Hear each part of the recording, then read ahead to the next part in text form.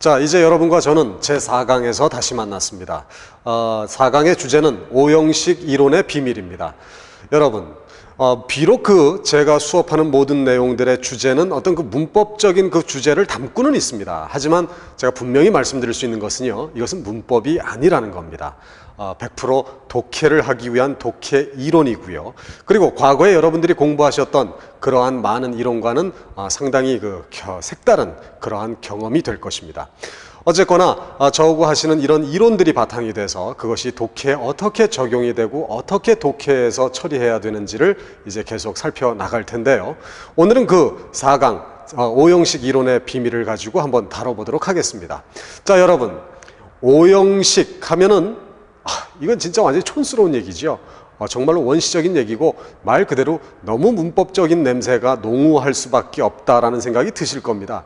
하지만 그게 아닙니다.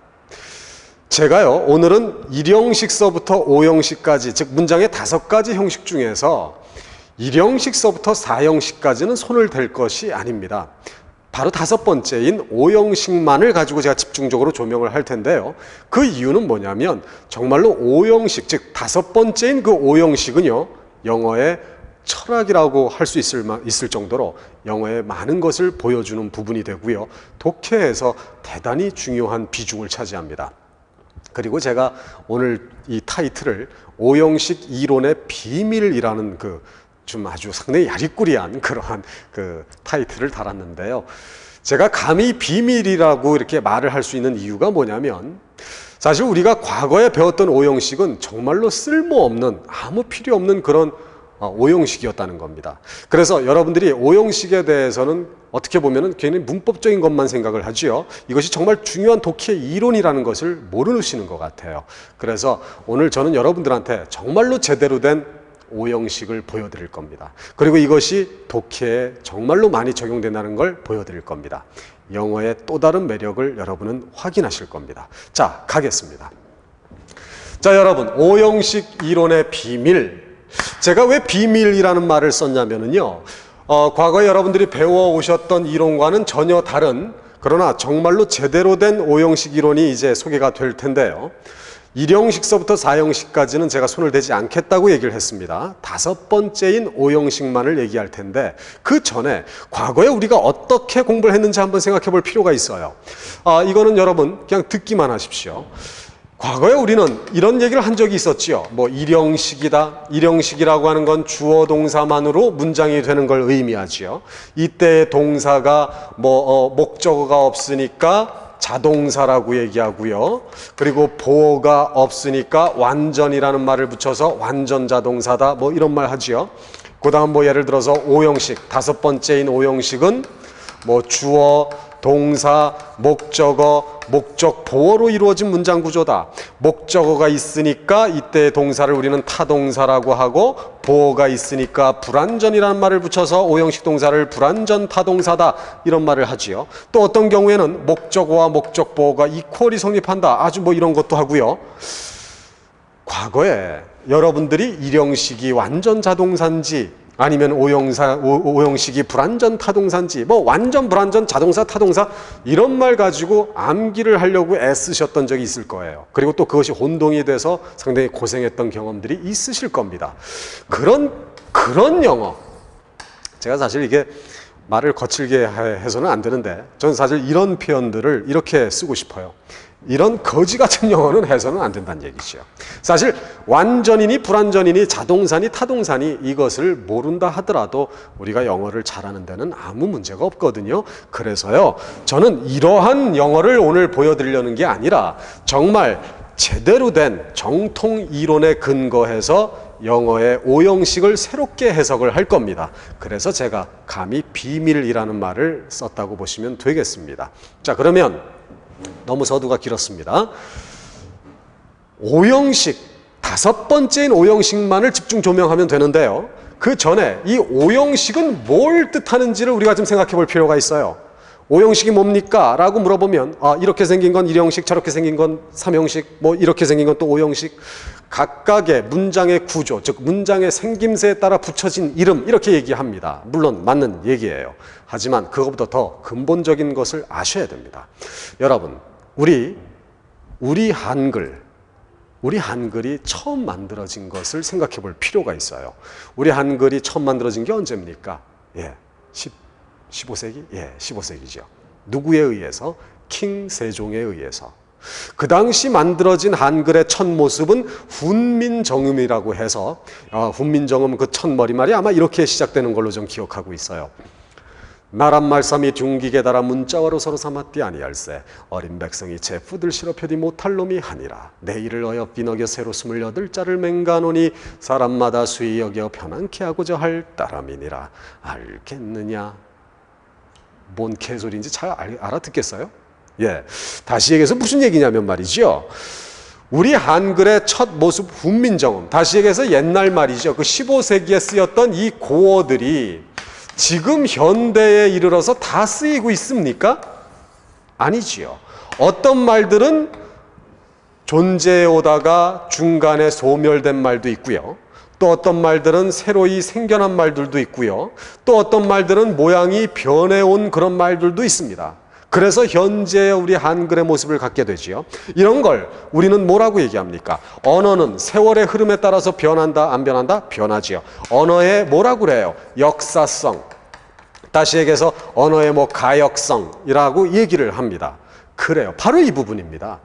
영어도요, 우리 한글과 마찬가지로 똑같이 언어라는 점에서 역사의 흐름을 갖고 있습니다. 즉 영어도 이렇게 세월이 흐르면서 변해왔다고 보시면 됩니다. 그 변해온 과정을 우리는 오형식이다라고 얘기를 해도 무방하다는 거예요. 다시 얘기해서 영어에서 제일 먼저 생겨난 문장 구조에 일형식이라는 이름이 붙게 된 거지요. 그러나 그거 가지고는 의사소통에 한계가 있었던 겁니다. 그래서 2형식이 필요했던 거고요. 또 세월이 흘러서 3형식, 그리고 4형식, 그래서 5형식까지 이렇게 흘러왔다고 보시면 됩니다. 결국 이렇게 역사의 흐름에 따라서 발전되어 온 모습이 5형식이라고 봤을 때 현재까지는 5번째 5형식까지밖에 없지요. 그러니까 이 얘기는 무슨 얘기예요? 가장 늦게 생겨난 문장 구조, 가장 최근에 생겨난 문장 구조가 바로 뭐란 얘기입니까? 5번째인 5형식입니다. 그러면 그 가장 최근에 가장 늦게 생겨났다는 건 결국 뭘 뜻하겠어요? 가장 발달되고 가장 세련된 문장 구조가 바로 5번째인 5형식이라는 거겠지요. 그래요.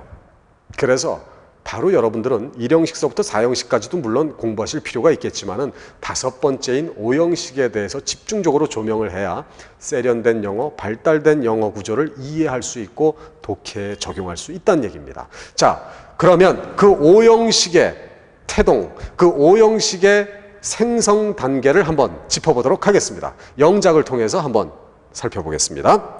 자, 나는 그가 자수성가한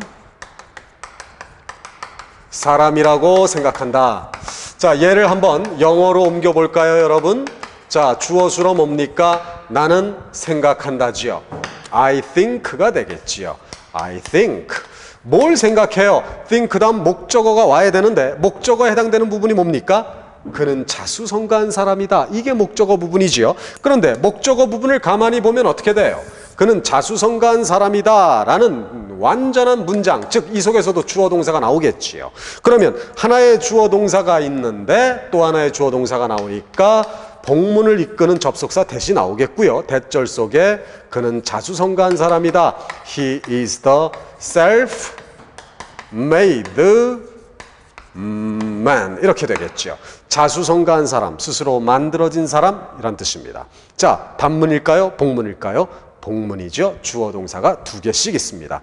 그러면 이 복문이라고 하는 것은요, 말 그대로 복잡한 문장 구조란 얘기예요. 그러나 이 코 큰 애들은 복잡한 영어 안 좋아하죠. 간단한 영어를 좋아합니다. 그래서 이런 고민을 하게 됩니다. 이런 복잡한 문장 구조를 어떻게 하면 좀 간단하게 쓸 수 없을까? 이렇게 고민을 하던 끝에 나오게 된 문장이 있는데 그것이 5형식이라고 명명이 되었던 겁니다. 자, 다시 얘기해서 이 복문을 뭐로요?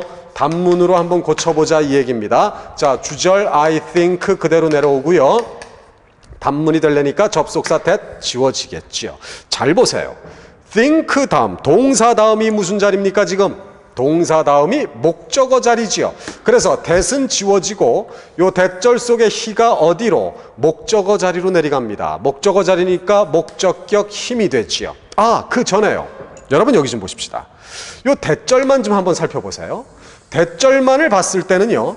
that절 속에서는 he가 뭐였습니까? 주어였고 the self-made money 뭐예요? 자수성가한 사람, 주격 보어지요. 얘와 얘는 이퀄이 성립하는 관계니까 주격 보어입니다. 자, 이런 관계가 있었어요. 그런데 단문이 되면서 that 지워지고 동사 다음 목적어 자리에 he가 목적격으로 내려오지요. 그럼 주어가 목적어란 이름으로 바뀌었으니까 요 주격 보어는 이름이 뭘로 바뀌게 돼요? 그래요. 목적 보어로 이름이 바뀌게 되겠지요. 그래서 the self-made money 이렇게 오게 됩니다. 자, 여기까지는 알만한 분들은 다 아세요. 자, 여기까지는 알만한 분들은 다 아시는데 어쨌거나 이렇게 해서 만들어진 새로운 문장 구조에 오형식이라고 이름을 붙이게 됐다는 얘기입니다. 여기까지는 아실만한 분들은 다 아신다고 그랬어요. 그러나 중요한 건 이제부터입니다. 제가 이런 말을 하나 해볼게요. 그 영문학자 중에요. 혼비라는 영문학자가 계셨죠. 예. 뭐 우리 시중에 혼비 영어 사전, 뭐 혼비 영안 사전, 뭐 영영 사전 유명한 것들이 많이 나와 있습니다만 이 혼비라는 영문학자가요. 그의 저서에서 이런 말을 했습니다. 오형식에서 뭐라고요? 오형식에서 목적보어 이 목적보어 얘죠. 얘 목적보어로는 to 부정사 to 플러스 동사 원형이죠. to 부정사를 원칙으로 한다 이런 말을 했습니다. 만약에 이 강의를 듣는 많은 학생들 아마 이 중에는 직접 영어를 강의하시는 그런 선생님들도 계실 거라고 보는데 제가 감히 이렇게 여쭤보고 싶은 부분이 이 부분이 과연 우리 학생들한테 제대로 전달이 되느냐를 저는 사실 묻고 싶습니다. 실제로 제가 현장에서 학생들을 많이 강의를 해오면서요. 이 부분에 이르러서 이런 내용을 들어보았느냐라고 애들한테 물어보면 애들은 상당히 생소함을 느끼는 것을 제가 봤습니다. 즉 이런 얘기를 들어보질 못했다고들 얘기합니다. 이것이 바로 영어를 더욱더 어렵게 만드는 게 아닌가라는 생각이 드는데요. 저는 사실 이 부분이 대단히 중요하다고 보고 있습니다. 다시 한번 얘기하자면 이 영문학자가 오형식에서 목적보어로는 to 부정사를 원칙으로 한다고 그랬습니다. 이게 무슨 말이냐? 자, 어쨌거나 이 사람 말이 맞는지 틀리는지는 이따 나중에 보면 되겠고요. 자, 여기 목적보어를 보세요. 자수성가한 사람, 이게 to 부정사입니까? 아니지요. 그럼 명사지요.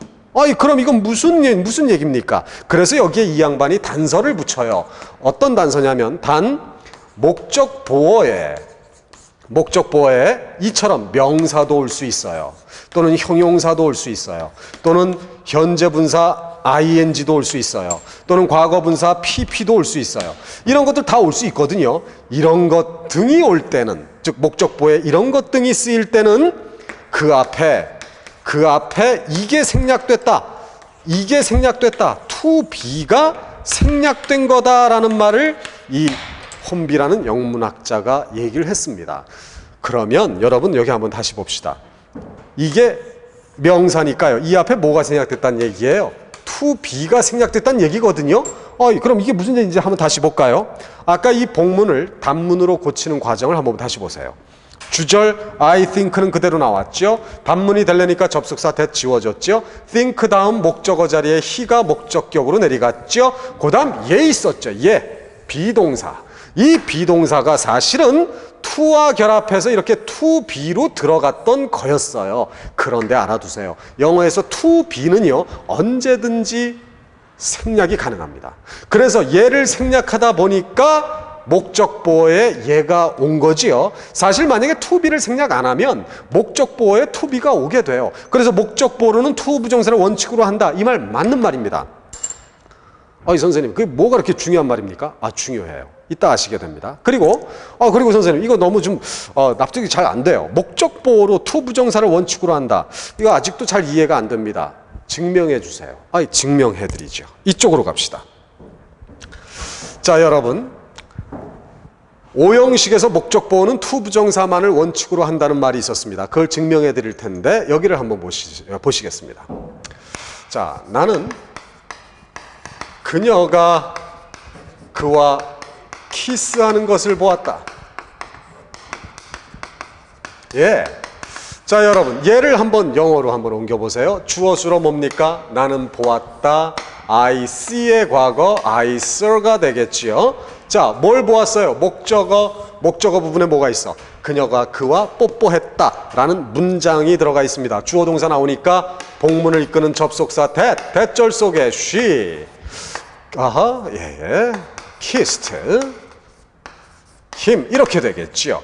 단문이에요, 복문이에요? 예, 복문이지요. 얘를 이제 단문으로 고쳐보세요. 어떻게 됩니까? I saw, that 지워지고 saw 다음 목적어 자리에 얘가 뭘로 들어가요? 목적격 허로 들어가지요. 그 다음 목적보, 요 동사가 뭐와 결합한다고? to와 결합한다고 그랬어요. to kiss him. 자, 이렇게 해서 몇 형식? 5형식 물어봅니다. 이 문장 맞습니까? 틀립니까? 라고 물어보면 당연히 틀리는 거라고 답할 줄 알아야지요. 왜 틀리지요? 아, 이런 얘기를 합니다. 선생님, 얘가 무슨 동사예요? 지각동사 또는 무슨 동사들이 있죠? 사역동사. 이런 말 많이 들어봤죠. 지각동사나 사역동사가 왔을 때 그 뒤 목적보호엔 뭐 없는, to 없는 동사의 원형을 쓰라는 말을 많이 들어봤습니다. 그런데 중요한 것은 이 부분은 우리 학생들이 많이 알고 있으면서 오형식에서 목적보호로는 투부정사만을 쓴다 이거를 잘 모른다는 건 이건 모순이지요. 왜요? 여러분 여기 좀 보세요. 지각동사나 사역동사 뒤 목적보호엔 투 없는 동사의 원형을 쓰라 이 말은 거꾸로 뒤집어서 얘기해 보세요. 이 동사가 지각동사도 아니고 사역동사도 아닌 기타 일반 오형식 동사라면 그 뒤 목적보호에 반드시 뭘 쓰란 얘기와 같은 거예요? 그렇죠. to를 쓰란 얘기와 같은 거예요. 그래서 목적보호로는 투부정사만을 쓴다. 이 말은 사실 맞는 말입니다. 그런데 여러분, 영어에 지각동사가 더 많습니까? 사역동사가 더 많습니까? 아니면 기타 일반 오형식 동사가 더 많습니까? 기타 오형식 동사의 쓰임이 더 많겠지요. 그러면 그 동사들 뒤 목적보호에 투부정사를 원칙으로 한다는 이 얘기가 사실은 더 중요한 얘기입니다. 근데 이 중요한 얘기는 우리가 무시되고 오히려 투 없는 원형을 쓰는 지각동사, 사역동사에 대해서만 얘기가 된다는 건 이건 잘못이란 얘기지요.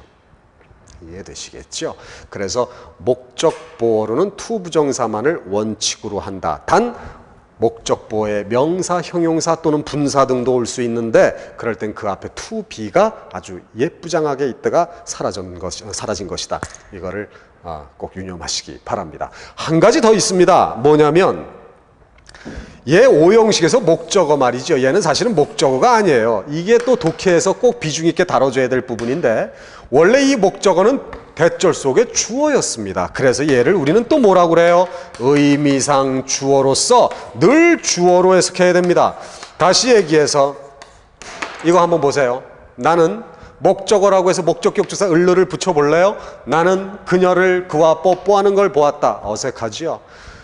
목적어일지라도 목적격 조사를 붙이면 안 되고 주어로 해석해서 주격 조사를 붙여줘야 됩니다. 나는 그녀가 그와 하는 걸 보았다. 이렇게 해석이 돼야 된다는 얘기지요. 자, 다시 한번 명심하세요. 오형식에서 목적보호는 뭘 원칙으로 한다? 투부정사. 기타 명사, 형용사, 분사 등이 올 땐 그 앞에 투비가 생략된 거다. 그리고 오형식에서 목적어는 목적어가 아니라 의미상 주어로서 always, 항상 주어로 해석하라. 그리고 또 한 가지, 이렇게 오형식이라고 하는 건 이렇게 복문이 단문으로 발전된 새로운 문장 구조다라고 하는 것까지 염두에 두시면 되겠습니다. 여기까지가 오형식의 기본 이론이었습니다. 됐어.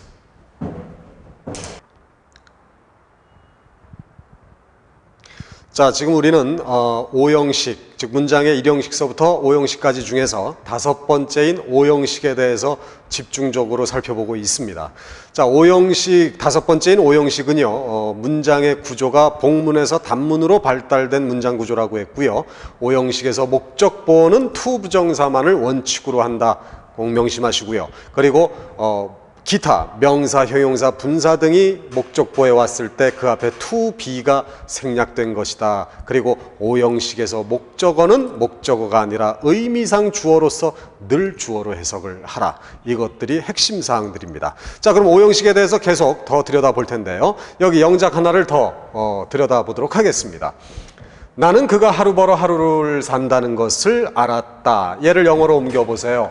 주어수로 뭡니까? 나는 알았다죠. I find의 과거 found를 쓰면 되겠죠. 뭘 알았어요? 목적어를. 목적어가 뭐예요? 그가 하루 벌어 하루를 산다는 것을. 이게 목적어 부분인데 목적어 부분에 그는 하루 벌어 하루를 산다 라는 완전한 문장이 들어가 있습니다. 다시 얘기해서 이 속에서도 주어 동사가 나오겠지요. 복문이 되겠지요. 복문을 이끄는 접속사 that. 대절 속에 그가 하루 벌어 하루를 산다라는 표현이 뭐지요? live from hand to mouth 라는 표현을 씁니다. 자, 여러분, 손으로부터 입에까지 어떤 음식이 들어올 때마다, 손에 음식이 잡힐 때마다 입에 갖고 가느라고 정신이 없는 사람이에요. 먹는 것조차 겨우겨우 이렇게 생활하는 사람. 이게 바로 하루 벌어 하루를 산다라는 표현이 됩니다. 자, 복문이지요. 얘를 단문으로 고치면 어떻게 됩니까? I found that 지워지지요. 동사 found 다음이 목적어 자리지요. 그래서 he가 목적어 자리, 목적격 힘으로 내려가고요. 그 다음 목적보호는 뭐가 원칙이에요? to 부정사 live, to live가 되겠지요. 예, 비동사일 때만 생략이 가능한 거지 그렇지 않을 때는 꼭 써야만 되겠지요. to live from hand to mouth 이렇게 될 겁니다. 자, 오형식에서 목적어는 뭐라고 그랬어요? 의미상 주어로서 늘 주어로 해석해라. 나는 그가 하루 벌어 하루 산다는 것을 알았다. 자, 됐습니다. 그런데 말이죠. 제가 여기에서 새로운 독해 기법을 하나 더 추가로 알려드릴게요. 무슨 얘기냐면요. 제가 이런 말을 하나 좀 해보겠습니다. 영어에 제1동사라고 하는 게 있고요. 그리고 제2동사라고 하는 게 있습니다. 물론 이 말은 제가 임의로 설정한 말입니다. 어떤 공식적인 그런 용어는 아니지요. 이게 무슨 얘기냐면요. 여기 좀 한번 보세요. I found that he lived. 다시 얘기해서 영어의 한 문장 속에는요. 동사가 여러 개, 즉 한 문장 속에 여러 개 나타날 수가 있지요. 여기서도 지금 found라는 동사가 하나 있고요. 그럼 lived라는 또 하나의 동사가 있지요. 그런데 이것이 어떻게 발달이 되고 있어요? found 이렇게 그대로 내려갔고요. 이 두 번째 나오는 동사가 동사의 모양이 아닌 또 다른 형태, to 부정사의 형태로 나옵니다. 자, 하지만 이 to 부정사가 무슨 명사적 용법이냐, 형용사적 용법이냐, 부사적 용법이냐 이런 문법적 얘기를 할 필요가 없다는 얘기지요. 왜? 어차피 얘는 뭐였어요? 어차피 얘는 동사에서 나온 겁니다. 동사에서. 그러니까 당연히 무슨 성질이 있는 거예요? 동사 성질이 있지요. 당연히 이것도 동사겠고요. 그래서 여러분 제1동사라고 하는 거는요. 그냥 이렇게 정동사로 나오는 거. 원래 동사 모양 그대로 나오는 거 이걸 제1동사라고 얘기하면 되고요. 제2동사라고 하는 건 뭐냐면 원래는 동사였지만 이렇게 동사의 형태가 아닌 또 다른 형태, 뭐 투부정사도 그렇고요, 동명사도 그렇고요, 분사도 마찬가지예요. 나중에 더 다루어지겠지만 이런 것들이 다 이동사의 성격을 띱니다. 뭐라고요? 투부정사나 동명사나 그다음 뭐 분사나 이런 것들도 다 동사에서 나온 것들이거든요. 동사의 성질을 갖고 있거든요. 그래서 얘를 제2동사라고 해요. 무슨 얘기냐면 부정사든 동명사든 분사든 문법적인 걸 의식하지 말란 얘기입니다. 그냥 어차피 동사 성질을 갖고 있으니까 다 동사로 해석해버리란 얘기예요. 얘도 당연히 동사로 해석하고요. 그리고 그 사이에 이런 말을 한번 집어넣어 보세요. 어떤 말? 이런 말. 그리고, 그런데, 그래서 뭐 이 정도의 뭐 연결사를 부드럽게 넣어보시면 됩니다. 단 조심하실 건 이렇게 to 부정사 앞에 이런 또 다른 어떤 주어가 나오면 이걸 의미상 주어로 해석해서 얘를 주어로 해석하고 다시 얘기해서 이거지요. 얘를 주어로 해석하고 그냥 얘를 동사로 해석하고 당연히 I도 주어였고 found도 동사였고 그리고 그 사이에 요 사이에 그리고 그런데 그래서 이런 말들을 한번 집어넣어 보란 얘기예요. 어떻게 될까요? 그러면 나는 알았다. 그리고 그는 살았다. 이렇게. 나는 알았다. 그리고 그는 하루 벌어 하루 살았다. 물론 해석상에 매끄럽진 않습니다만 의미를 파악하는 데는 아무 지장이 없습니다. 다시 얘기해서 빠른 독해를 원하시는 분들은 이 기법을 앞으로 많이 쓰셔야 될 거예요. 다시 얘기해서 제1동사, 제2동사 구별을 해서요. 이거를 다 동사로 해석을 해 주시면 대단히 빠르고 편리한 독해 기법이 되겠습니다. 이해되시겠죠? 예. 자, 그러면 이제 또 오형식에 대해서 더 살펴보도록 하겠습니다. 여러분, 가목적어 it, 진목적어 to는 오형식이다. 이 말은요, 대단히 중요한 말이고요. 그리고 독해에서도 역시 비중이 크지요. 예전에 대학 입시 본고사가 잠시 부활됐던 적이 있었습니다. 90년대에요. 그때 서울대에서 영장 문제로 본고사 문제를 출제를 했는데 그게 바로 이 사항에서 출제가 됐었습니다. 이따가 한번 서울대 본고사 문제도 직접 풀어보시도록 하겠습니다. 자, 간단한 영작을 통해서 예를 한번 들여다보겠습니다. 이런 걸 해보지요. 나는 미래를 예견하는 것이 그의 역할이라고 생각한다. 자, 얘를 한번 영어로 한번 옮겨보겠습니다. 자, 여러분, 주어 주로 뭐예요? 나는 생각한다지요. 나는 생각한다. I think가 되겠지요. 자, 뭘 생각하는 거죠, 여러분? 목적어를. 목적어에 해당되는 부분이 뭐예요?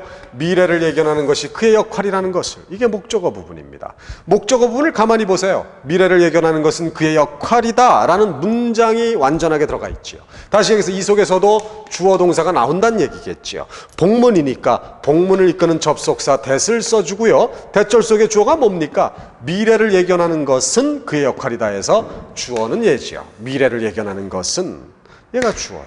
근데 주어는 명사가 쓰여야 되는데 예견하다, foretell, 예견하다. 얘는 동사죠. 그럼 동사를 주어인 명사로 쓸 수 있도록 여기에 우리는 to를 결합해 줘야 되겠죠. 그래서 to 부정사의 명사정용법을 만들어내겠습니다. to foretell the future, 미래를 예견하는 것이 뭐다? 그의 역할이다. is his role, 이렇게 되겠습니다. 물론 이렇게 쓰는 건 아니지요. 여러분, 이렇게 to 부정사가 is에 대해서 주어 자리에 오면 우리는 여기에 뭘 써주는 게 좋아요? 그래요, 가주어 it을 쓰고요. 얘를 진주어로서 뒤로 돌려놓는 게 정석이지요. 그렇게 다시 한번 써보도록 하겠습니다. 자, 가주어 진주어로요. 자, 그래서 어떻게 나와요? It is his role. 그 다음 진주어 뒤로 돌아왔습니다. To foretell the future, 이렇게 됩니다. 자, 아직은 단문이 아니지요. 복문이지요. 자, 이제 여기에 우리가 배운 오형식을 가지고 단문으로 만들어 보십시다. 그럼 어떻게 됩니까? I think. 단문이라 그랬죠. 자, 동사 다음 목적어 자리지요. 목적어 자리. 그래서 that 지워지고 요 it이 어디로? 목적어 자리로 내려갑니다. it의 목적격도 it이지요. 그리고 목적보가 오게 되는데 비동사가 to be로 들어가지요. 그런데 to be 뭐 할 수 있다고 그랬어요? 생략할 수 있다고 그랬지요. 그러면 his role이 목적보가 됩니다. 그래요?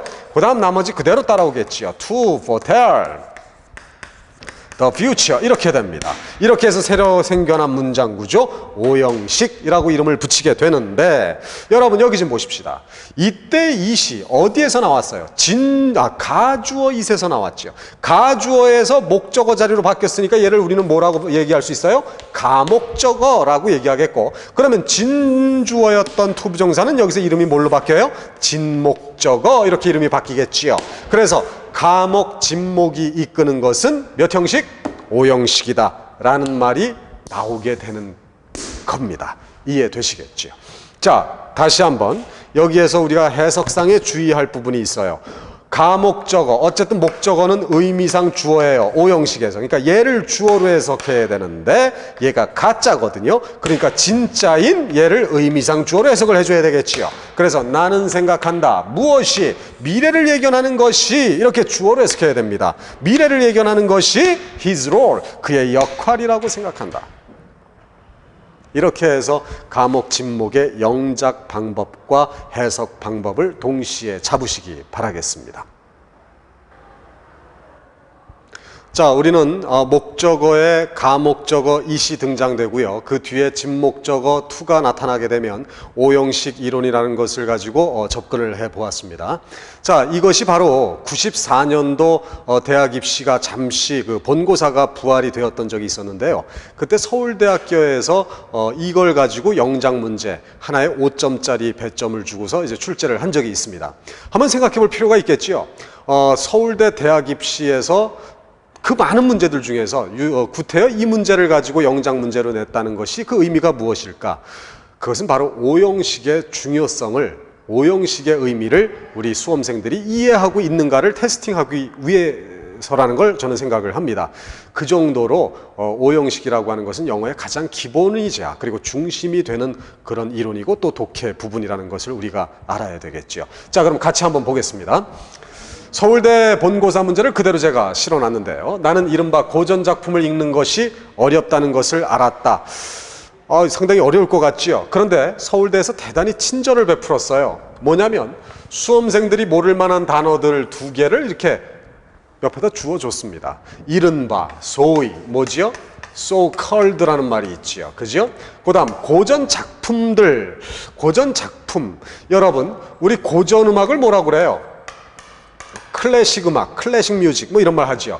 여기에 복수형을 붙이면 s를 붙이면 고전 작품이란 말이 되겠습니다. 자, 이 2개 수험생들이 모를 만한 요 2개의 낱말을 주어줬습니다. 그런데 이 문제를 못 풀었다면 이건 문제가 있겠지요. 같이 해볼까요? 주어주로 뭡니까? 나는 알았다. 그죠? 예, I find의 과거 found를 씁시다. 자, 뭘 알았어요? 목적어를. 목적어가 뭐예요? 이른바 고전작품을 읽는 것이 어렵다는 것을 목적어 부분인데, 목적어 부분에 뭐가 있어요? 이른바 고전작품을 읽는 것은 어렵다라는 완전한 문장. 다시 얘기해서 이 속에서 또 주어 동사가 나온다는 얘기지요. 복문이네요. 복문을 이끄는 접속사 대절 속의 주어가 뭡니까? 이른바 고전작품을 읽는 것이, 여기까지가 주어지요.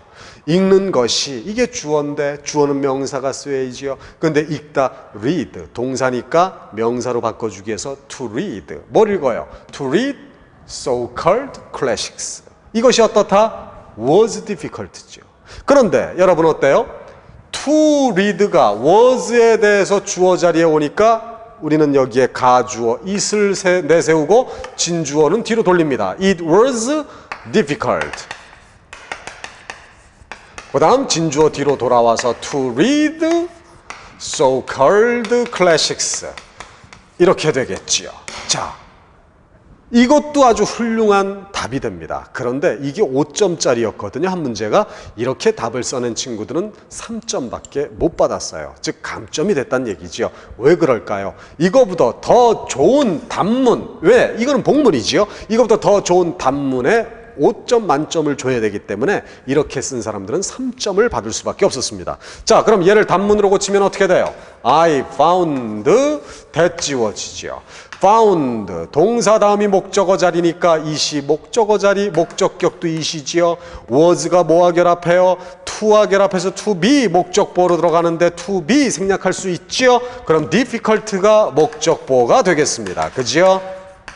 나머지 그대로 따라옵니다. to read so-called classics 이렇게 되겠지요. 자, 그래서 얘가 목적어는 목적어인데 가주어에서 나왔기 때문에 가목적어. 그지요? 고로 to read는 진목적어로 이름이 바뀌게 됩니다. 몇 형식? 5형식이 되겠지요. 해석할 때 어떻게 하라고 그랬어요? 얘가 목적어이지만 의미상 주어라는 점을 착안해야 되는데 얘가 가짜거든요. 고로 진짜인 얘를 의미상 주어로 해석을 해줘야지요. 나는 알았다. 무엇이? 이른바 고전 작품을 읽는 것이 이렇게 주어로 해석하라는 얘기입니다. difficult, 어렵다는 것을 알았다. 됐습니까? 예. 자, 이렇게 해서 가목, 진목이 이끄는 것은 오형식에 근거했다는 것을 우리가 다뤄봤고요. 자, 오형식에서 더 많은 것들을 우리가 또 살펴봐야 되겠습니다. 이쪽으로 건너가겠습니다. 자, 이번에는요, 주어, 동사, 얘가 목적어를 뜻합니다. 얘가 목적어고요. 목적어에 이렇게 사물이 오면은 목적 보어에 이렇게 과거분사 PP가 온다는 이론, 이것도 역시 중요한 이론이기 때문에 이것을 우리가 다뤄야 되겠지요. 자, 오형식입니다. 얘를 이해하기 위해서 역시 영작으로 출발을 하겠습니다. 자, 여기 좀 보세요. 나는 이발했다. 이거보다는요, 좀 더 이해를 돕기 위해서 나는 나의 사진을 찍었다. 이걸 한번 봅시다. 야, 이 짜샤. 놀라지 마세요. 여러분한테 욕한 거 아니니까. 야, 이 짜샤. 너 왜 이제 와? 나 오다가 사진을 찍고 오느라고 늦었어. 이런 말 우리 하지요. 자, 그 얘기입니다. 나는 나의 사진을 찍었다. 얘를 영어로 한번 옮겨보세요. 어떻게 됩니까? 사진을 찍다. take를 쓰지요. 과거니까 took. 뭘 찍었어요? 나의 사진을 my picture. 이렇게 씁니다. 이렇게 쓰면 맞을까요? 틀릴까요? 큰일 나지요? 이거 틀립니다. 왜냐면은요, 내가 내 사진을 찍었다. 여러분이 여러분 사진을 스스로 찍을 수 있어요? 사진을 찍으려면 어떻게 해야 돼요? 내가 내 사진 찍으려면은 카메라가 이렇게 있으면은 이 카메라를 딱 뒤집어서 내가 이렇게 미소를 쫙 지우면서 내가 셔터를 착 누릅니까? 아니지요. 그건 아니지요. 중이 제 머리 깎을 수 없잖아요. 자, 물론 우리 국어에서는 이 말을 마치 맞는 표현처럼 씁니다. 야, 이 자식아, 너 왜 이제 와? 나 오다가 나 사진 좀 찍고 오느라고 늦었어. 우리 말에서는 마치 내 사진을 내가 직접 찍고 온 것처럼 말을 해요. 그러나 이걸 그대로 영어로 옮기면 큰일 납니다. 왜? 영어는 어떻게 보면 그런 점에서 국어보다 더 논리적이라고도 볼 수가 있어요. 사실은 내가 찍은 게 아니지요. 어떻게 말을 바꿀까요? 그럼 올바로 영작을 하려면 아마 이 정도 바꿔보는 게 좋을 겁니다. 나는 누군가가, 물론 사진사겠지요. 나는 누군가가 나의 사진을 찍도록 시켰다. 사실은 이게 논리적인 말이에요. 물론 우리말에서는요, 우리 국어에서는 야, 이 자식아, 너 왜 이제 와? 나 오다가 누군가가 내 사진을 찍도록 시키고 오느라고 늦었어. 이렇게는 얘기는 안 합니다. 하지만 영어로 옮길 때는요, 이 정도로 논리적으로 생각을 해줄 수밖에 없다라는 얘기입니다. 자, 그러면 얘를 영어로 한번 옮겨 보실까요? 주어주로 뭐지요?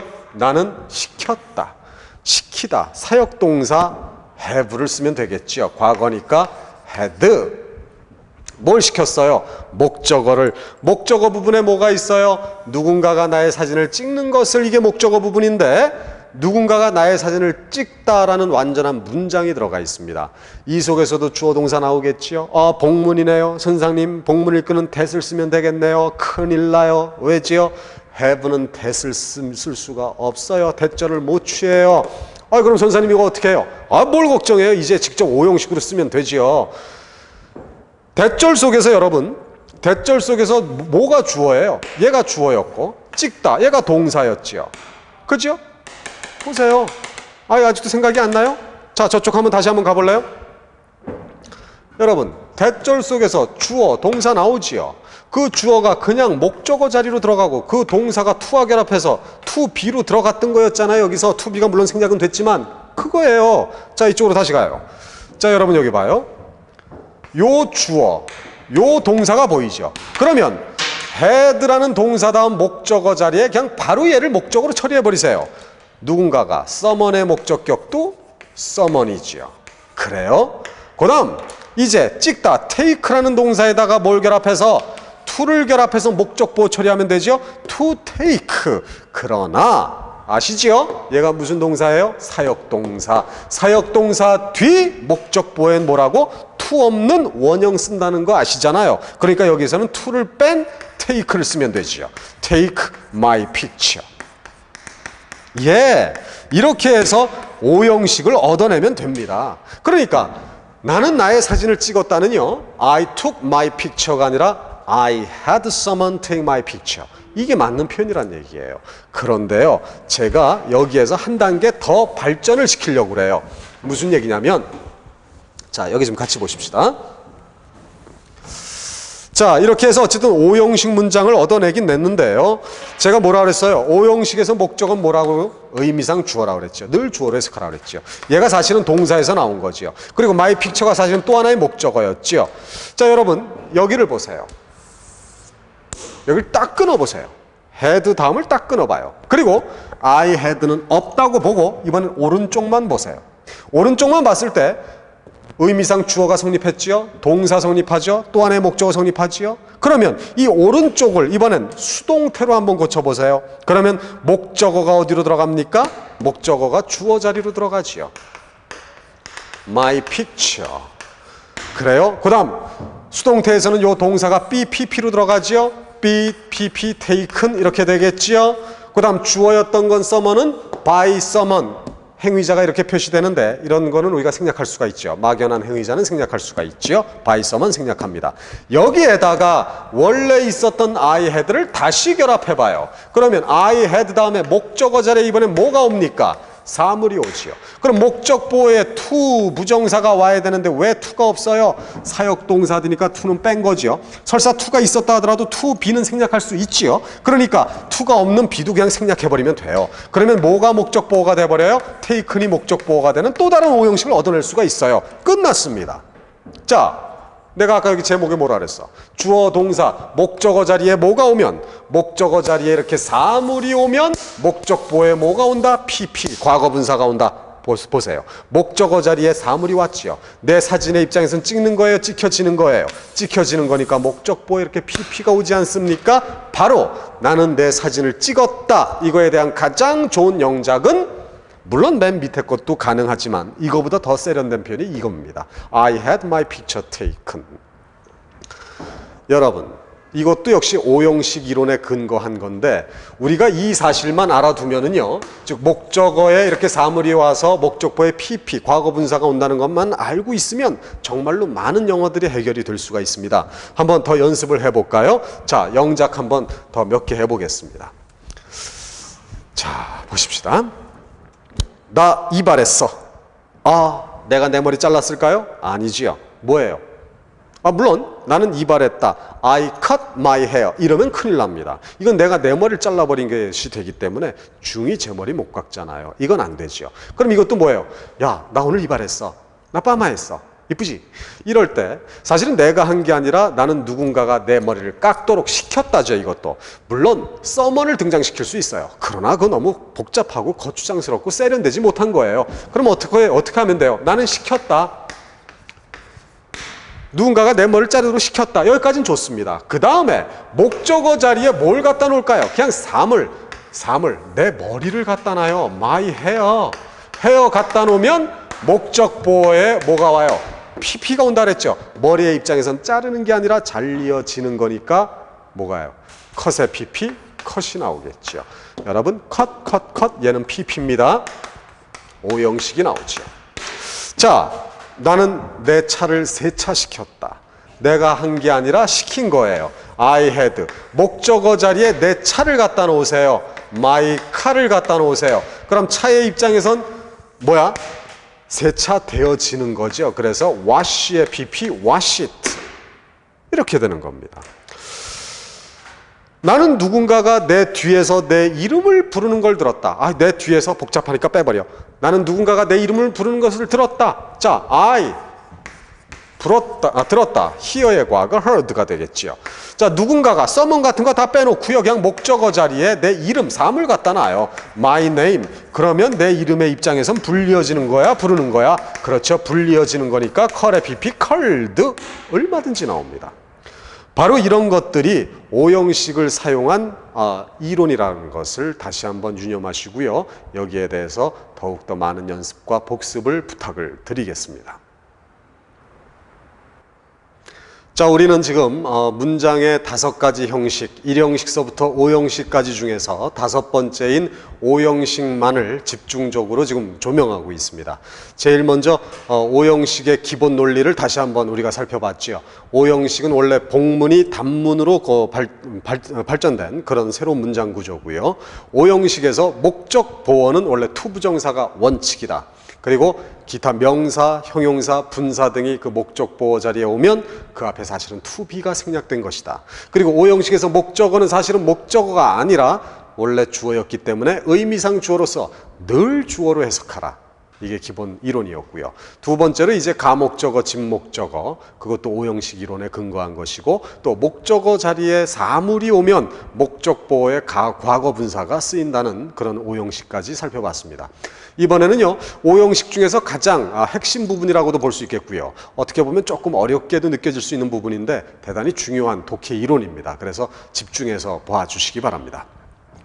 자, 주어, 동사, 목적어, 그 다음 목적 보어 자리에 말이죠. 이 분사가 오게 됩니다. 이 분사가 오면은요, 얘는 목적 보어일 수도 있고요, 아니면 수식부일 수도 있어요. 여러분, 여기 좀 보십시다. 목적 보어라면 몇 형식이 되겠어요? 당연히 5형식이 되겠고, 수식부가 되면 어떻게 될까요? 얘는 이 앞에 목적어를 수식해주는 수식부로 볼 수가 있어요. 그러면 목적어, 수식부는 문장 형식이 안 들어가거든요. 그러니까 얘는 목적어뿐인 몇 형식? 3형식이 되게 되지요. 그리고 이거에 대한 복문과 그리고 이거에 대한 복문이 전혀 다르게 나옵니다. 당연히 우리가 오형식에서 복문은 접속사 대수로 접근했었죠. 그러니까 이때는 접속사 대시 나와요. 그리고 수식부니까요, 당연히 여기서는 관계대명사가 나오게 되겠지요. 이런 복문으로 각각 나뉘게 됩니다. 이게 무슨 얘기인가? 그리고 독해에서 어떻게 적용해야 되나?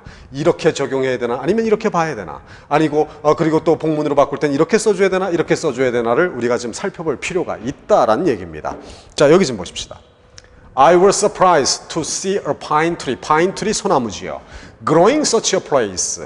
여러분, 여기 see라는 동사 다음에요, pine tree가 목적어에 해당이 되겠지요.